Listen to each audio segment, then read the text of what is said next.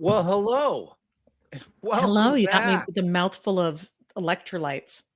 Listen, that happens. We all get caught up in life in circumstances which we would otherwise not prefer to be caught up into, but you still looked fabulous doing it. That's all that matters, baby.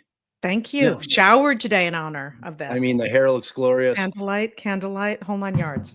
So, welcome back, all our beautiful, beautiful humans that love to hang. I mean, frankly, I'm surprised there's any of you in here after you had to look Since at you've me. changed the time 7 times. I mean, I had to change the times, but moreover, they were with us all day.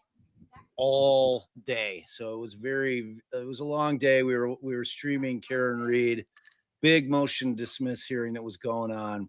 So we got our ride or dies here, Lauren. So I would be I'd be remiss not to introduce my beautiful and fantastic partner, in all ways beautiful, inside out, all of it.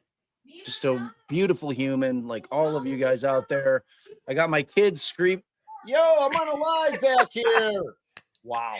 And it's Allie's birthday. And it is Allie's birthday. Lauren Bright Pacheco, what is up? How you? As you well know, I just finished episode 11. I know. I listened to it. I couldn't wait for Allie. I had to listen to it last night. So I did. It's wonderful. You did an amazing job writing it up, putting it together. It's a fabulous podcast. It just really is. I'm really, really proud of I what we've cannot done. believe we're on episode 11. Can't believe it. I can't believe it. It's crazy. It's crazy. It really is. It's like it's gone by quickly in terms of dropping the episodes. Yeah, exactly, Susan. It is. It's exciting and sad. It's like sending your kid off to college. Same concept. It's very bittersweet. You're excited for them, but you're deeply, deeply saddened because they're no longer going to be around you anymore. Not like they were as children growing up. So there's that. So kind of the same concept here. I'm telling you that both Taylor and Evan, who you know, but everybody else might not know, are incredible. Taylor's my co-EP, and he and Evan both do edits, and they create all the music that you guys hear. It's all original music with another fellow named Asher Kurtz, but they really just immerse themselves in the story, and they both said they got very emotional realizing that it's, for now, the last episode pending updates. Yeah. And I saw a question in the chat. So we are Wednesday. So this evening around 2 a.m. my time, episode 10 will drop. If you are a iHeart Plus, I believe it's called, member, you will also get episode 11. If not, you'll just be getting 10, and then next week you'll get the final episode.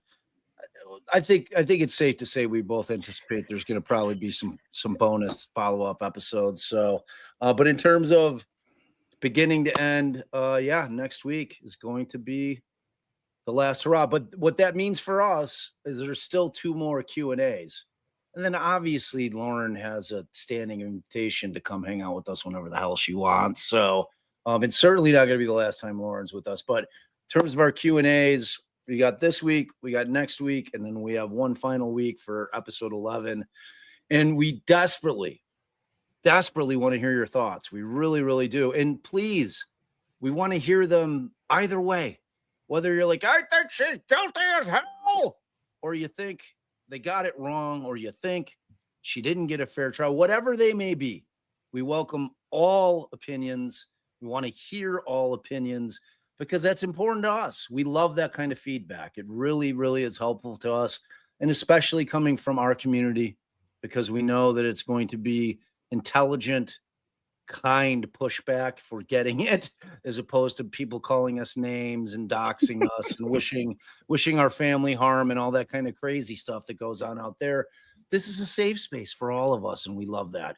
So, Lauren, episode 9, we start really kind of getting into it. We start, like, I feel like we're really starting to pick away at some of the stuff, and obviously the Hux video and what I feel was an incredibly important piece of the evidence for the state at trial, which is the Hux video and the way that they portrayed it in terms of to the jury.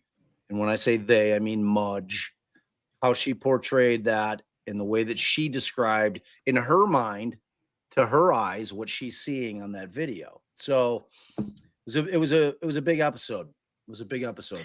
It was a huge episode, and it was a gigantic confirmation, for both of us. We needed to see that video, and that was late in coming. We really, really, really had to stalk to get the access to it. And once you see it and you break down practically, in a practical way, what the state contends was in that small bag held with one hand, visually, their story begins to fall apart. Yes. And you also realize that the way in which it was portrayed in court actually ended up messing with some people's perception of what was on that video. And once you watch it and you scroll it, and keep in mind that this is surveillance camera footage. So you have to forward, stop, pause, and oh, here's Julie Beverly driving up in the car. What is she going to do? And once we both watched that and touched base, that was a game changer to us. Because believe you me, if she had gotten out with a suitcase and or like a contractor bag, one of those big black contractor bags, and like stuffed it in the top and was jumping on top of it to get it to takes fit. the lid of the garbage can off, which you can do at those receptacles at pumps. You know how they change the bag, you take it off and she's cramming it in there, looking around like disguising, trying to hide her face as she's doing it. Right, she's got her hat None down of like none this. of that. None of that was apparent. And we also needed to scroll it all the way to the top, scroll it all the way to the end to make sure that there wasn't another section, because we had been told that she had driven to a dumpster. 100%. And that did not happen. It did not happen. No, like not even close. Like we see her pull out and we see her turn back from the direction she came. So again, I'm gonna make this gentle request to you guys once again, because for ease of being able to identify questions through an active chat, it would really help if you remember, and I know it's not natural, it doesn't feel natural to do it, but if you would please put a question mark at the beginning if it's specifically a question. That way when I'm scrolling through, what a clever idea, Bob Motta. I mean, it's like I asked him to do it last week, but nobody did it. So I'm gonna ask him to do it again, because I love you guys. And I know you want us to be happy, and that will make me very happy. So I do want to address this. Billy, there is no title to it. So my producer for my podcast, Defense Diaries, Darren Wood, he's a musician, he's a sound engineer as well. That's an original track by him. He used that. The vocals on that are from, I think, the early 20s. All of the music, the underlay from that is all Darren made that music. So that song, our intro song, when we start the episodes, it's an original. I've told Darren, I don't know how many times, because I've read this comment, not from you, Billy, but hundreds of times, literally. Hey, what is that song? I love that song.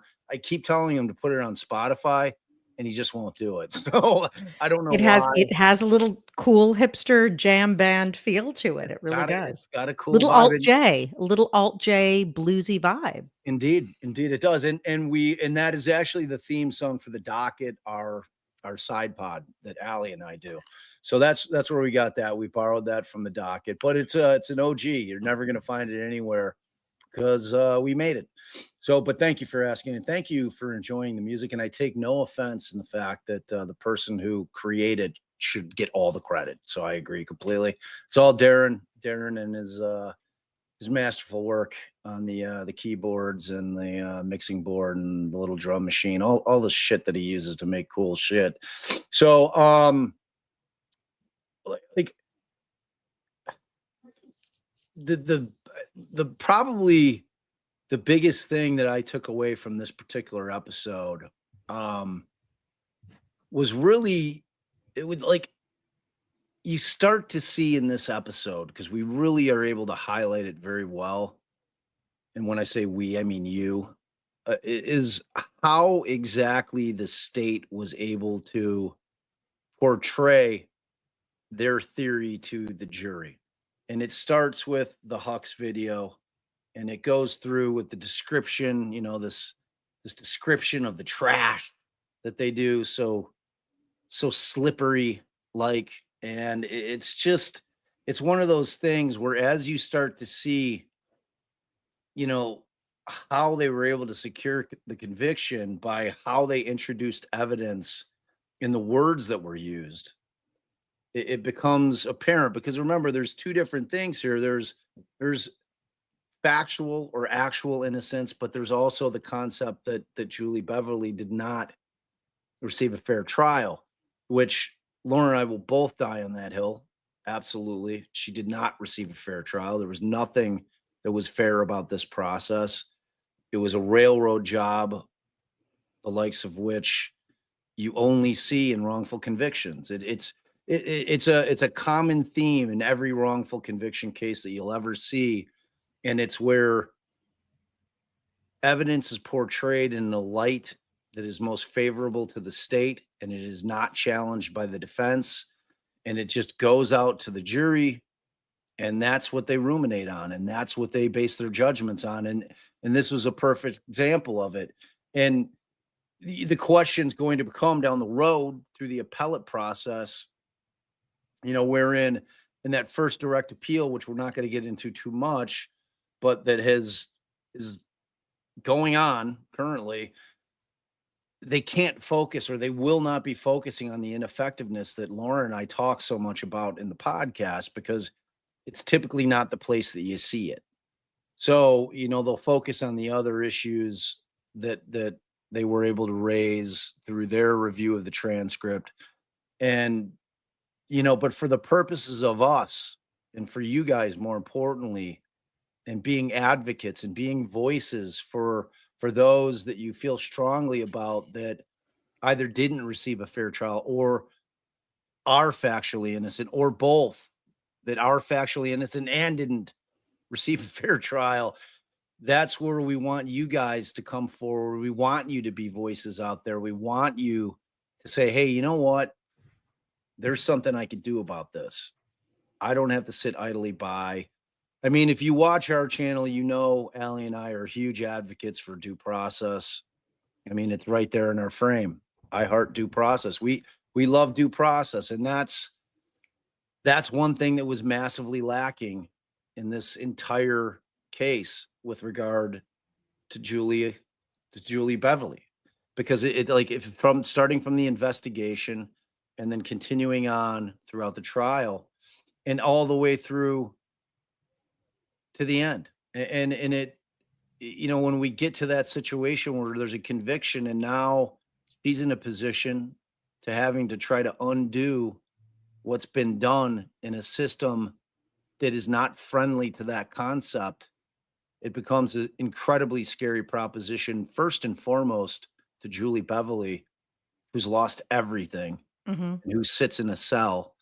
But it includes her family and the people that love her and the people that are in her community that care about her and just everybody that comes in contact with her. So, and it starts to include us. Like now, Lauren and I are included in that. It hurts Mhm. us to feel it. So, our hope with the podcast has always been that it will resonate. And with Lauren's beautiful writing and her ability to make things vividly clear through her words, both written and spoken, we hope that we've lit a bit of a fire under people, and we hope that we'll hear from you. 100%. And Casey asks what the most surprising piece of information you've received yet. I know what Bob's going to say because there was one thing that his mind was blown that was not tested. But I think that the most surprising piece of information for me is what you will all get to hear tomorrow in episode 10. But Bob, you share what you couldn't believe was not tested. Well, I mean, it's a it's a tie, maybe. It's either. I mean, am I allowed to talk about the doorknob thing? No. Right. All right. So I can only talk about the electronics, Spoiler. right? The electronics, then, right? Is that Electronics, and then for both of us, what was admitted, what was admissible for evidence. Because keep in mind, those 2 rusted utensils and the shower curtain had nothing to do with Julia Beverly whatsoever. They had nothing to do with the house on Songbird Road, and they had nothing to do with Huck's. They could not even be traced to Marion. And the prosecution spun that by saying, well, it was contaminated with, medical waste at the landfill, but trash is trash. No, no, no, no, no, no. It's not just arbitrary collection. And I love when you do your imitation of, but we had people, searching for 20 hours. it's like, and again, when you go and look back at the transcript and you see just how slippery Mudge was in terms of the way that she very cleverly used the term trash when describing the Hux video and then conflates it with the search for the trash at the dump. It had a massive impact on the jury. And Gigantic. We still to this day are trying to unravel that misconception. And Sarah Lou Who, you ask if they were ever tied back to the house at all. No, because they weren't from the house. And again, the way of downplaying that is with a nudge, nudge, wink, wink, saying, well, we can't say that they're from the house because they were contaminated. But in the trial, Mudge even spent some time alleging that the utensils, which had rust and dirt on them, that it was blood. That is the implication. There seems to be a bit of discoloring. I'll let you explain. And in that moment, it sounds as if that discoloration is not rust, but could be blood. right. It's that classic law enforcement, brownish red color that they always use to describe it. You'll see it in every police report when they're referring to blood, which obviously rust is also a brownish red color. So, again, it's a very slippery use of a way to categorize the color that they're looking at, but more importantly, the way that they used it was to purposefully get the jury's mind to thinking that they're referring to blood. Yep. So when it's clear when you look at the weapons themselves that it's rust. You know what I mean? So it's like, eh, and it was rampant throughout the entire trial, just that kind of lawyering, which look, the prosecution, they have a duty to the truth. Like that's what their duty is. We have a duty to our client as defense attorneys. We have very different jobs, the prosecution and the defense.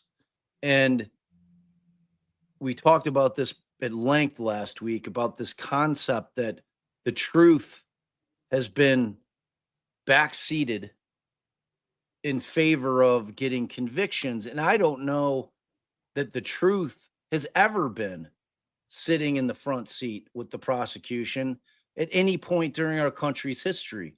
I mean, it's always been about convictions. And the fact is that when you have a political position where they're elected, and that's the platform, we're tough on crime. Look at my conviction rate. Got a 98% conviction rate. Everybody that we charge goes down. That's how tough we are on it. That in that comes a conflict. And with that conflict, the search for the truth gets completely lost somewhere in the ether. And that's the kind of cases that we're talking about. That's what this case is. That's like everything that Flom does and that Lauren does on the Wrongful Conviction podcast. That's always going to be the theme. And it doesn't have to be something that they spell out, because it always becomes evident as they dig through the cases that this was never about the truth. It was always about securing a conviction. Oh, I think that you raise a great point because it's a political position, so they're jockeying for reelection at any given time. Always. But I also think that it's a double-edged sword, right? If you say, "Look, the prosecution does not go after anybody, they're not damn sure they can't indict and ultimately convict." That's pretty safe to say. The prosecution goes after people they believe they can indict and convict. Fair? I'm totally. And I think that when you hear that, you're convinced already they've gotta have something more than what I see. There's gotta be more up their sleeve. So by the time it gets to court, we've heard it many times, even if somebody hears or reads on social media that somebody was arrested and charged with possession of drugs.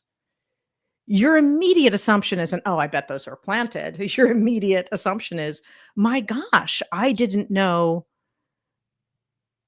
Joe Schmo was addicted to blow." Like, Right. that's Or dealing it, whatever the case may yeah, be. you're going to you're gonna assume that they did it.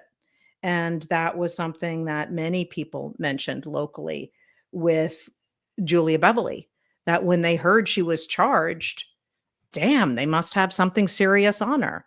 You don't just go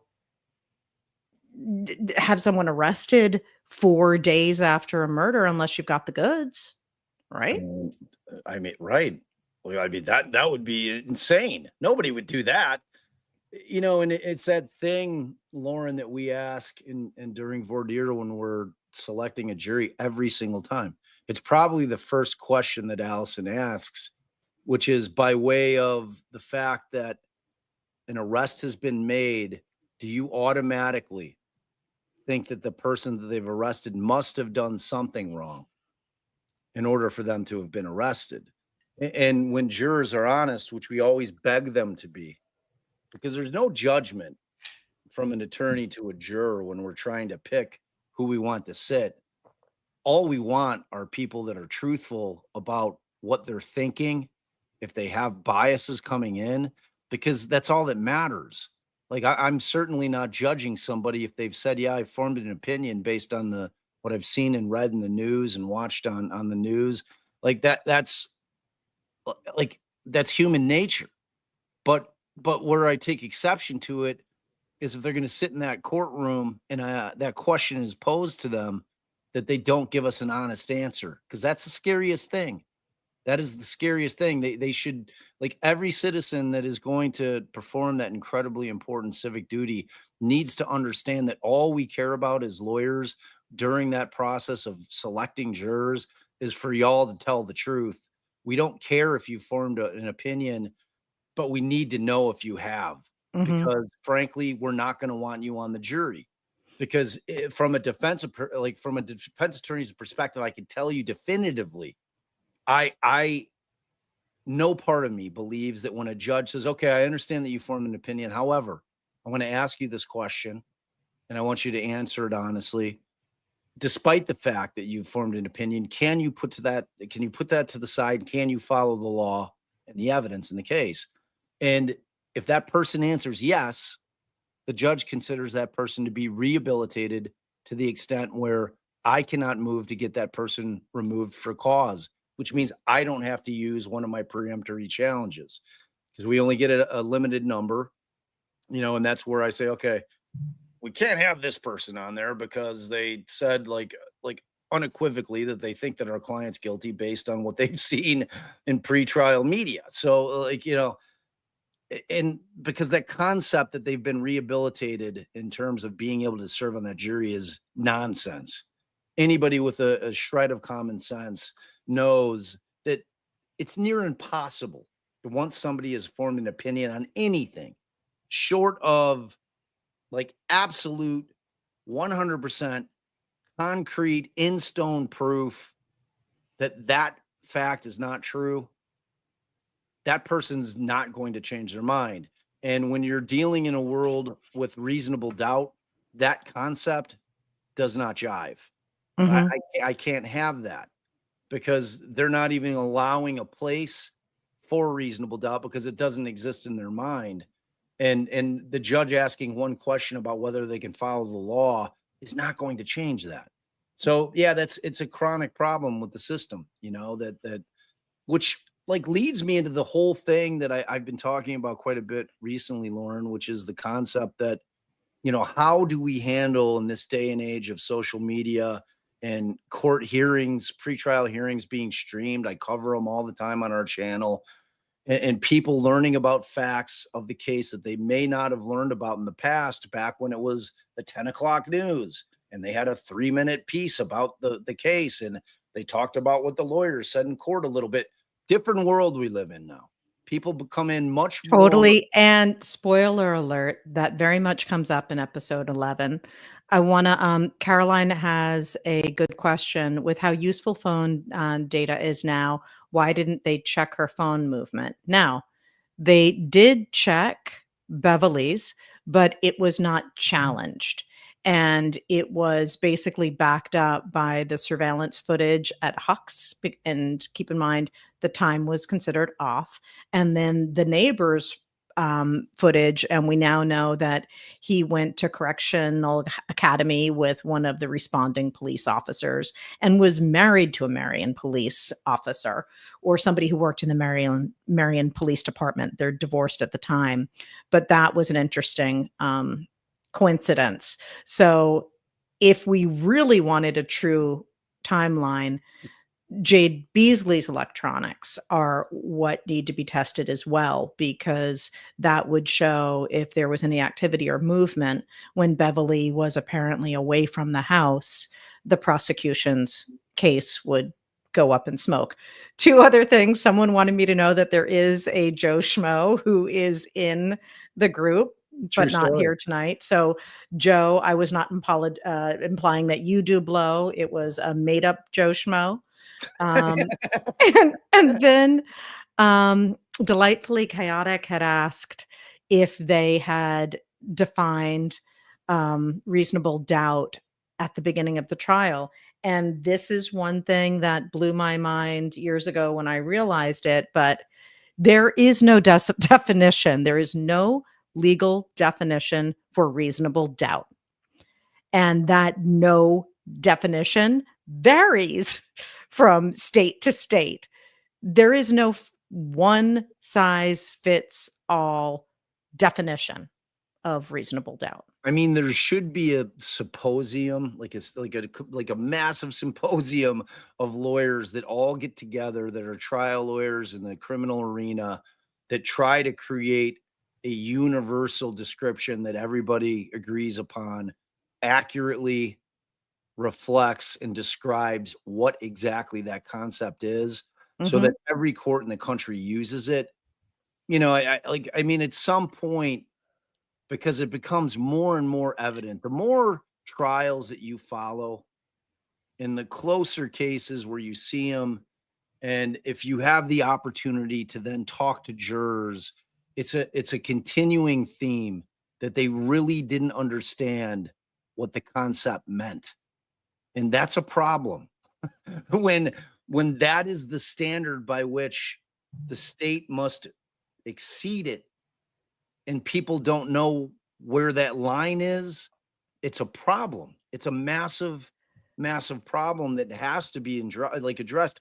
And I think there needs to be a uniform Oh, 1,000% definition. because if it's the burden falls on the state to prove someone's guilty beyond a reasonable doubt, and you don't define what reasonable doubt is, that's also something that comes up in episode 11 as well, which I won't Yeah, spoil. you're jumping ahead 2 episodes for I the know. so delightfully chaotic member for 1 month. We love having you. Oh, family hug. Lauren and Bob are amazing. Speaking the facts, we appreciate that. And Oh, start. she's so good. So she had another very interesting comment, which I think I lost. Um, I don't know. There was another one other than they explain the reasonable doubt in the beginning. I don't know. I'll find it. It's in here. It was another good, really good. It might have been more of a comment than it was a question. But thank you so much, delightfully. We really appreciate that thought. It's always heartening to see that and hear it. Angie says, I'm very not guilty so far, especially with the trash situation and how misleading it was presented during trial. Here, here. So are we.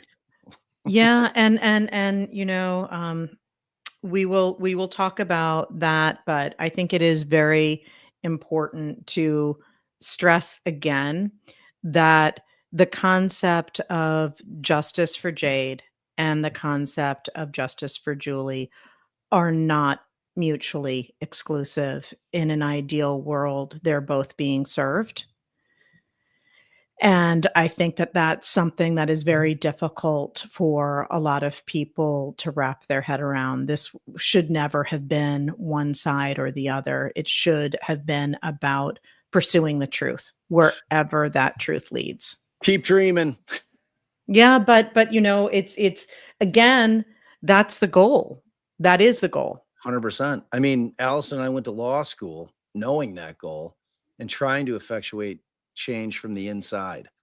I mean, that like when you decide to get into the criminal defense side of it, I've never met anybody who's like, you know what, I'm going to go make millions of dollars being a criminal defense attorney because that's not the area of law where you get rich. I mean, yes, there's a few attorneys on the planet that get a bunch of really high profile cases wherein their defendants can actually afford to spend a fortune, but they're far and few between. Like you cannot build a career on it. It's just a really, really tough racket in terms of making a bunch of money. So that being said, the people that go into it are not going into it with the concept, oh, I'm going to be rich, I'm going to be a lawyer, and I'm going to be a criminal defense attorney. They go into it for a very different reason. And the same could be said for the prosecution. I mean, if you're working for the state, you're going to get a very meager salary as opposed to what you can make in the private sector. So, I mean, conceptually, they're going in, hopefully, to what Lauren was just talking about with the search for the truth in their hearts.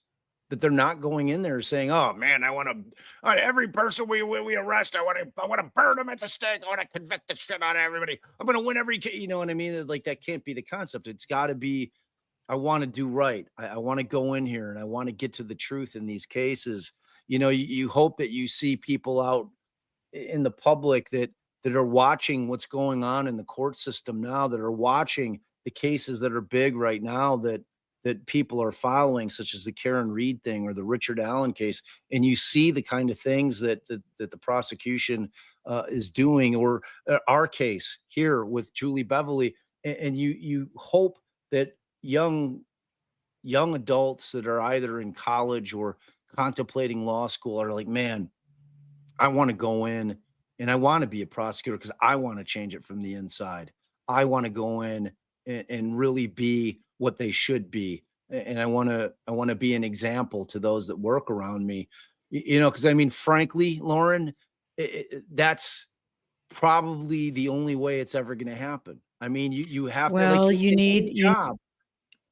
young individuals with um, a really strong sense of moral compass, really, who have a strong moral compass, because I think that if you are walking into an establishment that is telling you this is the way it's done and this is the only way you're going to get ahead, fall in step. And like the concept of them is an underling brand new state's attorney or district attorney, depending on where you're at, whatever the case may be, to have them try to go against the flow, to go against the grain, where job security is very much a concern. Mhm. I mean, it's a big scary ask, and frankly, I don't know how many people would be up for it, because it's like, look, I've got $180,000 in law school loans and I'm making 50 grand a year as a prosecutor. I can't afford to lose this job. And my boss is telling me this is what the mandate is, do it or you're not going to be around for very long. I mean, like you said, it's like, it's bigger than a moral compass. It's massive courage to, Mhm. to stand your ground and do what you think is right in that situation. And and I'm not gonna sit here and judge them because it's hard to do. Like, how can I do that when, even though I like to think I I would do it at my own peril just to make a point, but if I end up getting fired after the second case I try, or if I end up getting terminated because I'm constantly going into my supervising attorney's office and saying, this case is shit, we need to dump this case. I don't want to try this case. I don't want to walk into a courtroom as an officer of the court and put this steaming pile of shit in front of a jury. And my boss is like, you know what? That's not your call. Yeah, maybe this is the wrong job for you then. That's what you're gonna hear. So, yeah, I mean, there is no easy fix for it. There just isn't. S Um, Samantha asks, says, "I wish we could see the video too." Um, we would love to share it with you, but that's not our place right now in terms of her legal keep your fingers strategy. crossed though, down in the future. Yeah, as soon as we can, we will. Do not wish to do anything that would in any way, shape, or form harm, the appeal process. Because believe us, we would love nothing more than to put the videos out. There's gonna be a couple of videos at the end of this thing that you guys are really wanna lay eyes on. No spoilers. Yeah, I mean, it's a minor spoiler. And we want nothing more than to be able to have those out in the public for you guys to be able to view. So keep your fingers crossed. We'll see how it plays out. But yeah, right now we're not in a position to be able to allow anybody to see it unless we got the go ahead from the powers that Idiot be. Idiot Wend had a good question that ties into this, way at the beginning, but she asked if, Kathleen Zellner was officially representing, yes, Kathleen is representing Julia Beverly on her direct appeal. Yep. Um, this is more of a comment, Amanda. How did they not get the girl's phone info? That is ridiculous and seems like a no-brainer. Amanda, we agree. Hard agree. Hard, We hard agree. agree. And it was so funny because for the longest time, Bob said, "There is no way they didn't test that stuff. There is no way. If I No find way. out that they didn't test that stuff, I'm gonna lose my mind. and he did. I did. I did indeed. So CW says, in my opinion, law enforcement shouldn't be allowed to describe what they see or hear in videos. They should leave it to the jury to see what they see themselves. Could not Yes. agree more. And we also know CW because it has continued to this day that law enforcement was in the very early stages. So while Beverly was a pre-trial detainee, before she set foot in court, there was a lot of activity on social media, and weighing in on that local social media were actual members of law enforcement Yeah. Well, like I'm who, who, curious. who were seeking to influence people's opinions. As far as our written reviews and the negative ones, I'm fairly certain that a lot of them are law enforcement. I have a feeling that a lot of them are folks that had a hand in this. Typically, like what I find is that if you've got people on the side of guilt, guilt, guilt after a conviction, and it's in relation to like a podcast or a documentary that's questioning that, I don't find that the average citizen is all that worked up anymore in terms of I'm going to spend the time to listen to this thing and I'm going to spend the time to go in on Apple Podcasts or Spotify or wherever and write a scathing review giving it 1 star. I don't think that that's what you see typically. I think that people that are doing that are typically on the side where they feel that there's been an injustice, that is the kind of motivation that typically gets people where they're going to really kind of lay out their feelings and thoughts on the case. It's usually from that side. That's not to say that it doesn't occur from the other side.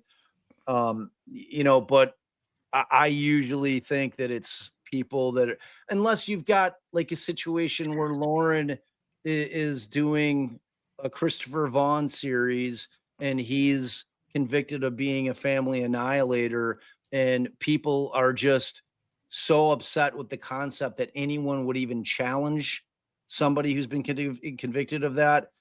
Maybe you'll get a strong enough response. And maybe in this type of case, you'll get it. But typically, in my experience, and like, who's that? Who's that? I don't know what, who's where. Can you hear that? No. Oh, let's see. Um, you Although keep I have to talking. say that I did make a request to have a comment taken down, which was because it was racist, and they actually use the N word in their post, which I still it baffles my mind that that mentality exists in this day and age. Oh, I found it. Thank God. You guys none of you could hear that. No, So what was it? it was, so when I'm streaming like trials, I've got 2 screens. So I've got all the, like wherever I'm streaming it from on my second screen. So that was actually a hearing where a live just started, wherein they were talking about the Karen Reed thing.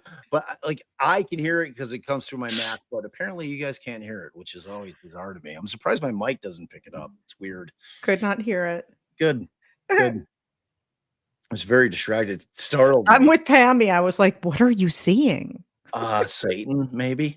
I know. All right. So UFOs. speaking of Pammy, Pammy says, I may be going out of order of the timeline of your story, but how does jury intimidation from a person in the audience weigh in here? Aren't we supposed to watch and depend on the jury? Bob would very much agree with you. You know, look, if I'm sitting in a courtroom, I'm gonna be watching the jury to see how they're reacting to what I'm hearing as well, because ultimately the power rests in their hands.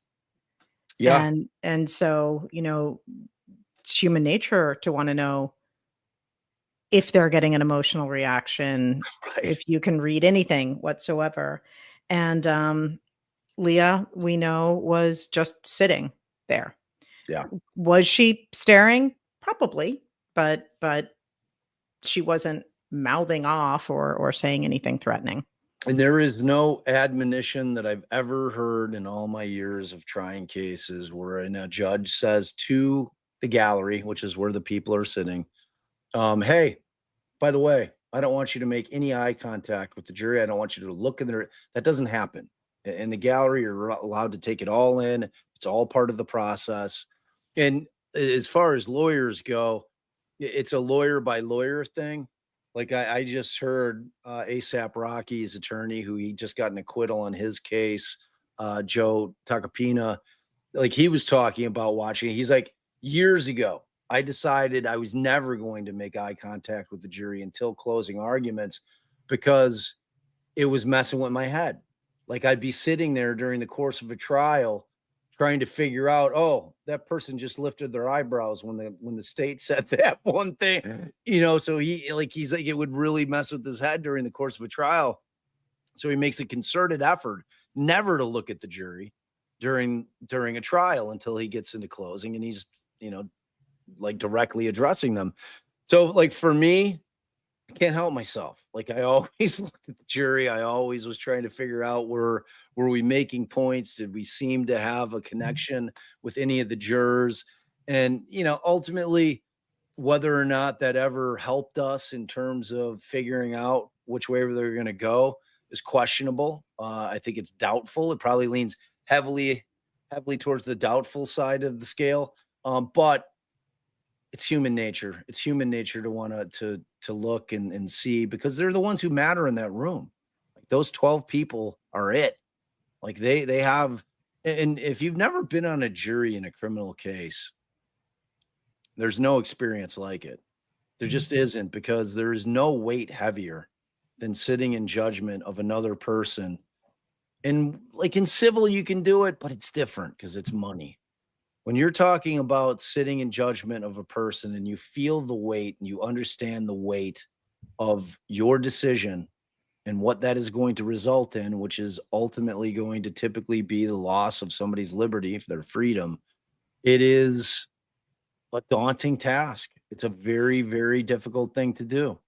And, this was brought up by someone who just sent me a DM, but it also was true in the Vaughn case. People also watch the jury because you will see jury members falling asleep. It is there are portions of trials which are very information driven that are not the most exciting things to listen to, and, several people had mentioned that jury members were falling asleep during, Beverly's trial, and that was true in Christopher Vaughn's trial as well. Yeah. I And mean, that's a hard thing for family members and friends to stomach. If someone slept during a portion of the trial and still voted to can convict. you imagine?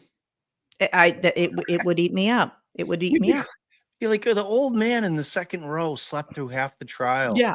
You How know, is his vote Yeah, equal? like, how does he have a vote at all? That guy should have been discharged, and they put one of the alternates in, and we've seen it, and it's like, there's an old joke about lawyers that if you happen to fall asleep at counsel table, that the moment that you wake up and open your eyes, you're objecting, no matter what the circumstance is. Objection, just As in soon as case. as soon as the dribble hits the chin, Right. you're You're objecting. wiping your shit off. It's like, "Oh my god." Yeah, no, I mean, it's for sure.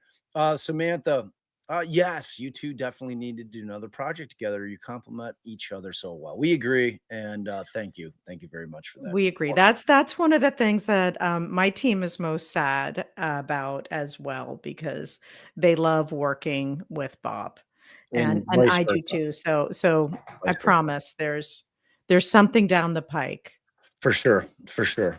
Yeah, it's been an amazing experience with you. It's been so much fun. It's been an adventure. I don't know how else to put it. It's like anytime you do something like this, it's just got that adventure sense to it, because it is. We're out there rooting around, digging in the weeds, trying to figure shit out. I mean, what's better than that? It's like, And I will say that I think that I have converted you to my side in terms of quote unquote fast food, that Chick-fil-A with the waffle fries and the special sauce and their diet lemonade is a game changer. pretty delicious. It's Their diet lemonade is next level and does it not it taste really like is. diet. It's delicious, It which really is is. good for like a person who does not consume sugar and goes to great lengths to not consume sugar. As much as I think it's delicious, like to be able to get a treat like a delicious ice cold glass of lemonade that actually tastes like lemonade, that's a win right there. It's so good that even if you're at a wrong like a long drive and there's no rest stop for 15 miles, you can't but help yourself to finish it, Yeah. knowing that you're putting yourself in a precarious situation. Jesus, you're really aging us. It's like if I drink a glass of if I drink a glass of iced tea, it's like 10 minutes. 10 minutes. No, like I'm always worried that I'm gonna die of dehydration. So look, I have all of my beverage constantly, different beverages in rotation. I And can that I means concur. I've always got my little my bubbly. Waterloos That or my means bubblies. rest stop. That's So right. that Always. lemonade is so good that you will True devour story. it. True story. Now, I do have to throw Lauren under the bus a bit. She did destroy my dream and my favorite appliance, which is the air fryer. I love the air fryer. We have 2 air fryers. I got rid of our microwave. I'm like, I'm not having that cancer box in our house anymore. Too bad. You're gone. All I said was Google it. I did not want to be the one to rain on your air fryer parade because someone rained on mine. Yeah, I am a big was a big air fryer I don't person. understand why they don't make the inside of an air fryer with the exact same shit that they make an oven. Why do they have to get fancy? I don't get it. It doesn't make any sense to me. Ugh. Maybe there's going to be a Defense Diaries air fryer. I like that. I like where your head's at. I like where your head's at. Cooking Uh, up some justice. yeah. Hey, tagline, tagline. You just created a tagline. All right. So let's see. Dr. Vonda, I'm afraid to say much because I'm not where everyone else is and my thoughts get crossed. This podcast was done extremely well. I cried on one part. It really touched me. Mods, delete if too early. No, I think you're right on time. I think there's multiple places you can weep openly and it would be completely and totally called for. So I mean, obviously, Dr. Vonda, we're in episode 9. I don't know where you're at. Like I think probably many people shed a tear in 5, wherein Lauren really kind of got into the details of the childbirth of Julia's baby boy. And I think that really rocked a lot of people. And I think in terms of things that resonate, that seems to be right up there at the top of the list, which is why, and Lauren knew that.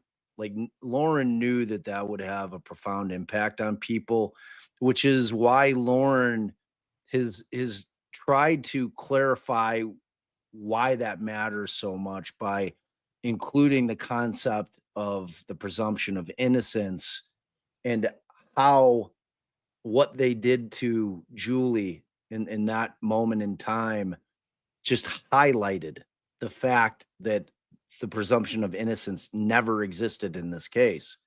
So like that's where Lauren was brilliant with that and how she married those 2 things together, Why, knowing, thank you, Bob. I mean, Thank you. come on. So, yeah, so Dr. Vonda, thank you for the comment. We really, really appreciate it. And you know how much we love you over here, Dr. Vonda.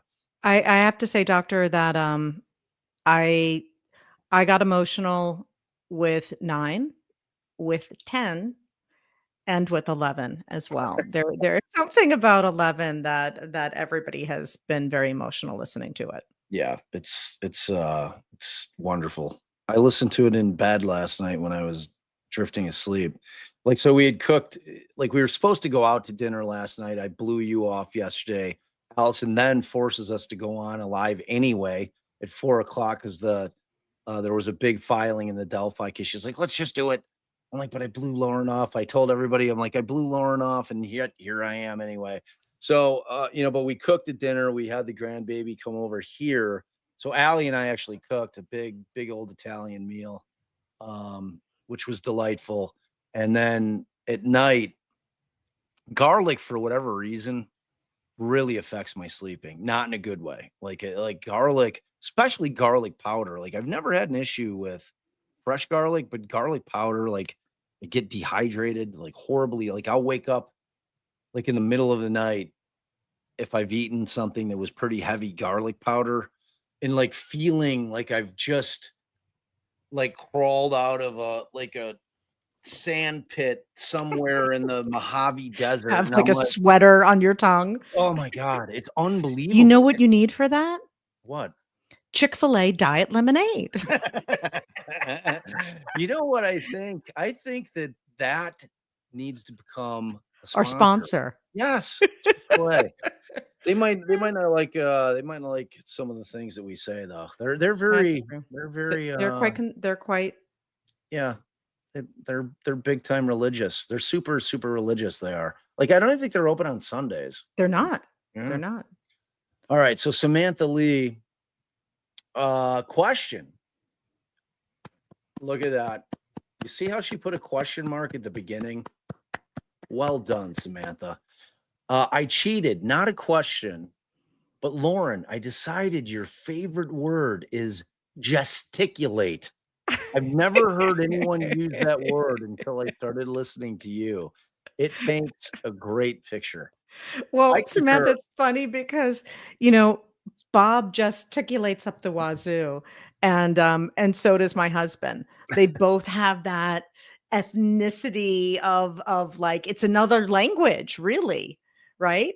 It's I very couldn't much not and do not it. to generalize, but a lot of Italians speak with their hands. Yep. A lot of Hispanic people speak with their hands, Yep. and so I just love it. And it's absolutely true. If your name ends in a vowel, more likely than not, you speak with your hands. It's facts. It's facts. I like, I don't, I, I'd be curious to see if I tied my hands to my side, like If you could during, sit on your hands, you'll probably I mean, that's just it. I guess, We'd call you the quietest Bob Motta ever. like, But Lauren, when also I'm recording, like recording for the podcast, even when I'm talking to myself, I'm using my hands. It's oh my gosh, weird. we were driving this weekend. My husband will almost have his right hand in my face as he's driving if he's trying to make a point. God forbid if he's pointing to something outside, that's like could be a finger up my nose, but he's right in my face with his hand. I also have to say probably my all-time favorite word is jackassery because it's not a curse. Mm, You can actually say it. It's a proper word, mhm. but it sounds like a cuss word. It sounds like a bad word. Mm. And Uh, we certainly encountered a lot of jackassery with this. indeed we did. Idiot Wind, what sucks is I feel like the only real fair way to get a fair trial is to get answers from potential jurors that they're always very critical of the state, but then they'd be immediately struck. It's a Mhm. great point. I mean, like you've got both sides in there, but if I had my druthers, I'd rather have them all be honest. Because look, they can only get struck until you're out of challenges. So And then I mean it's you need to know what you're dealing with from both sides. you have to. Like all of us want a fair trial, at least in theory. I mean, the state wants it because they don't want to have to retry the case again. We want it because it's mandatory. Because if we don't get it, our client's getting convicted. So I mean, in theory, both sides want it. So, I mean, and the only way that you can really get it is to get a bunch of, because I've found that every juror that I've had the opportunity to speak to after the fact, And whether it be I've run into them in a grocery store, whether it be they were kind enough to speak to us when we're lurking around after the trial's over, creeping around. Like Allison and I'd be saying, let's just walk around the hallway for about a half hour. See, Just to you know, see. yeah, see, and then like, and we'll always ask them very politely, hey, would you mind chatting with us? And sometimes they'll be like, nah, we're good. And sometimes they'll be like, yeah, I'd be happy to. But that when people, even though that most people dread the concept of serving on a jury, that when they get into it, when they start the process, they're all like all of them. I've never met anybody who's like, yeah, I hated the experience. I would never do it again. It was like everybody I've ever spoken to has been like, man, it's like when you're drawn into it and you're drawn into the story, and it's for a big case, it's for a little kid. It doesn't matter. It doesn't have to be a murder. It could be anything. And when you get sucked into the minutia of it, and you see how hard both sides are battling, and it kind of dawns on you like, wow, this is like kind of a big deal. Um, like you begin to appreciate just how important that civic duty is, and they always take it dead ass seriously. Like I've never, you know what I mean? Like old man falling asleep aside, that's just age. That's like I'm an old dude, man. Like I can't go to a movie anymore. Like if we bring Scarlett to go see Wicked, like by like You're hour, falling like asleep. 1 hour, 12 minutes in, dad's over there in these like Barco loungers that they have in there to like sawn wood. Like I don't want to. I can't help it. Like I'm old and I want to fall asleep.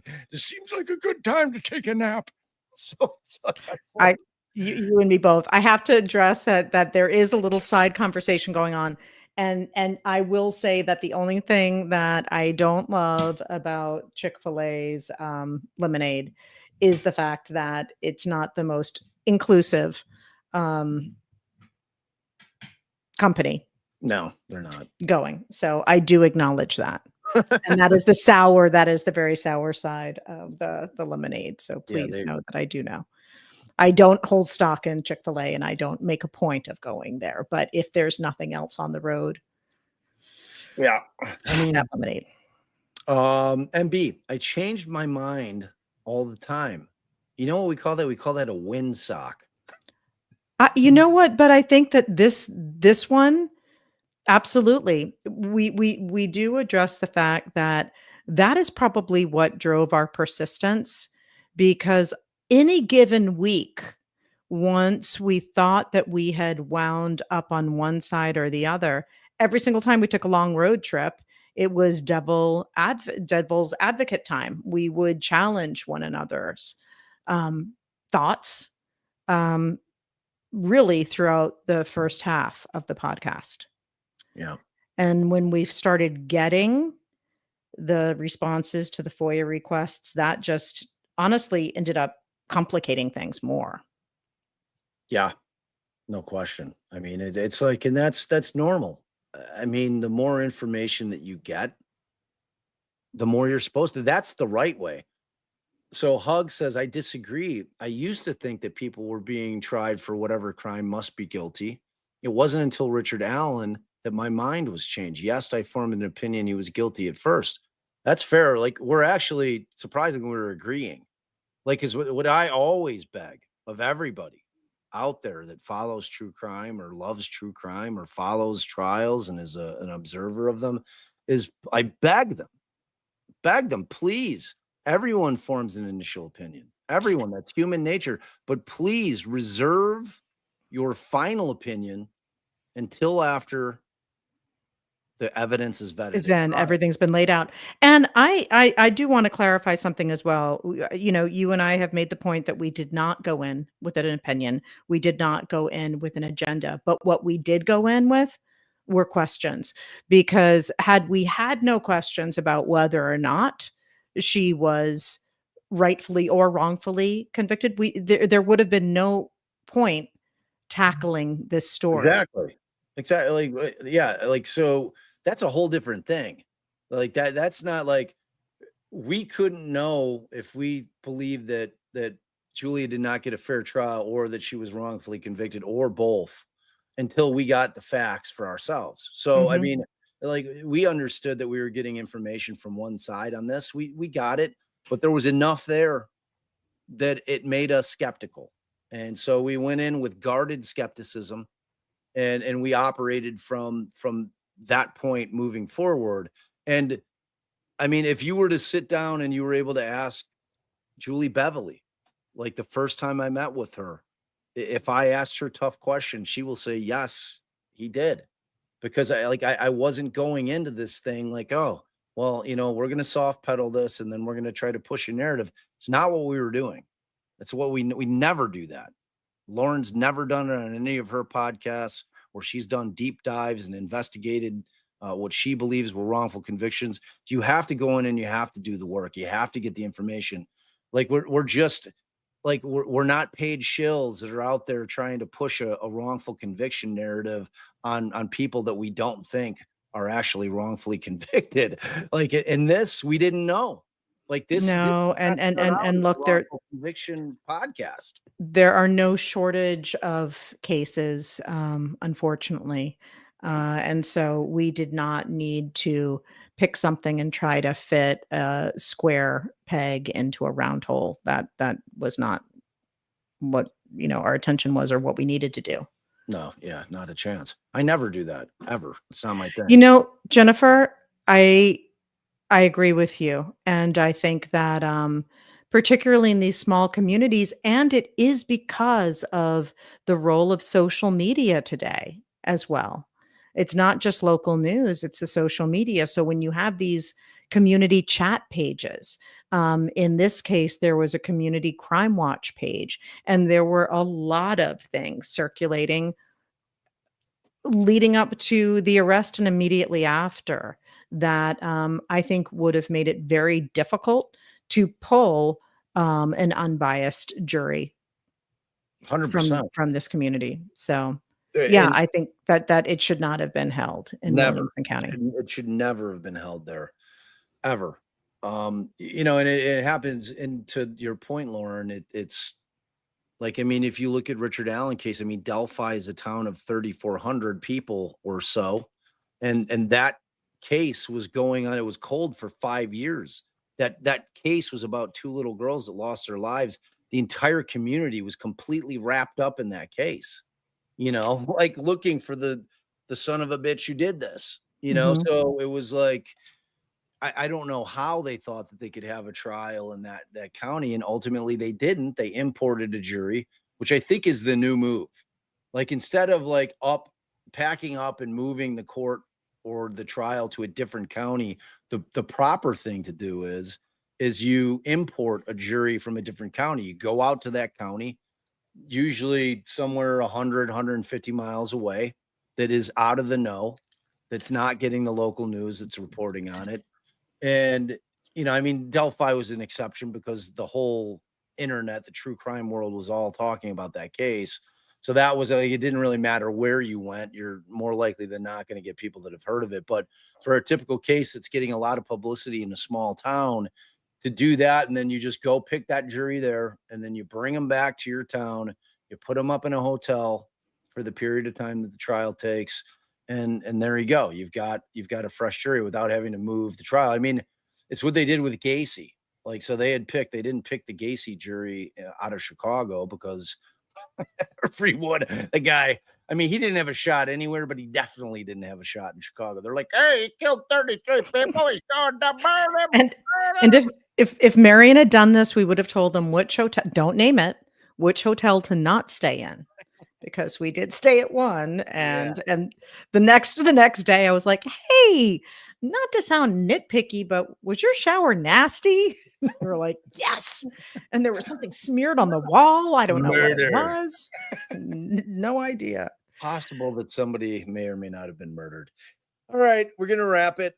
Lauren, you are a delight always. I Well, appreciate happy you. birthday to Allison. She did Thank text you. me back. I wished her a proper Thank you. text birthday, but I hope you guys have a great night.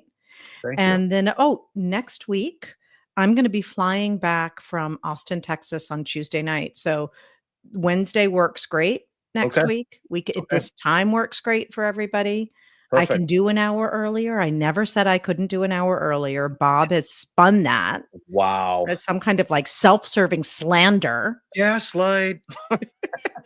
I can I can do the hour earlier. Whatever works for Cool. everybody else is fine by me, but Awesome. Wednesday would be great since I'll be in the air on Tuesday. Awesome, awesome, awesome. All right. Lauren, as always, thank you very, very much for your time and your wisdom. We always love having you here, and we will see you next week. Okay. Woo-hoo! Bye. Goodbye. Goodbye. All right. So thank you guys. You guys are amazing. I'm done for the night. We're gonna go. Allie and I are gonna go do something, try to have some fun. You guys are wonderful. Thank you for your generosity, Jennifer Hill. We appreciate that. Thank you if you have been for hanging with us all day. It's a lot of Mata. I get it. It's a lot of Mata. A lot of Mata. So you should give yourselves a gold star for dealing with all that. But we love you guys. My mods who are here, thank you so much for your hard work all day. If we have mods that aren't here but are watching this on replay, thank you, thank you, thank you a million times over. Thank you, Mandy. Thank you, Tracy, for all that you do. You guys are amazing. We couldn't do it without you. And thank you guys, because without you all, I'm just an old man talking about a lot of cases. See ya.